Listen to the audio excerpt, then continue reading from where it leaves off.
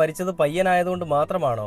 ആ പയ്യൻ മരണപ്പെടാനുണ്ടായ കാരണം അത് നമ്മുടെ നാട്ടിലെ രാഷ്ട്രീയ സ്വയം സേവക സംഘത്തിലുള്ള ആളുകളുടെ തന്തയ്ക്ക് പിറക്കാഴികയാണ്. ശുദ്ധമായിട്ട് പറഞ്ഞാൽ തന്തയ്ക്ക് പിറക്കാഴിക കാരണമാണ് ആ പയ്യൻ മരണപ്പെട്ടത്. രാഷ്ട്രീയ സ്വയം സേവക സംഘം എന്ന് പറഞ്ഞപ്പോൾ എല്ലാവർക്കും മനസ്സിലായല്ലോ അല്ലേ? RSS എന്ന് പറയുന്ന പാർട്ടിയാണ് കേട്ടോ.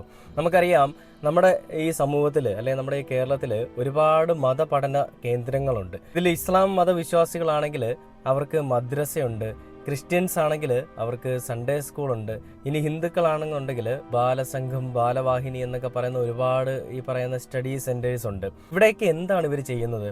കുട്ടികളെ മതപരവും സാംസ്കാരികപരവുമായിട്ടുള്ള കാര്യങ്ങളിൽ ഈ സ്വായുദ്ധരാക്കുക, അല്ലെങ്കിൽ സ്വയം പര്യാപ്തരാക്കുക, അല്ലെങ്കിൽ അതിനെപ്പറ്റി കൂടുതൽ അറിവുകൾ കൊടുക്കുക.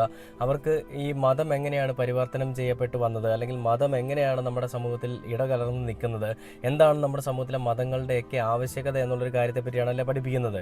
എനിക്കറിയാവുന്ന ഒരുപാട് ബാലസംഘ കേന്ദ്രങ്ങളുണ്ട്. അതേപോലെ തന്നെ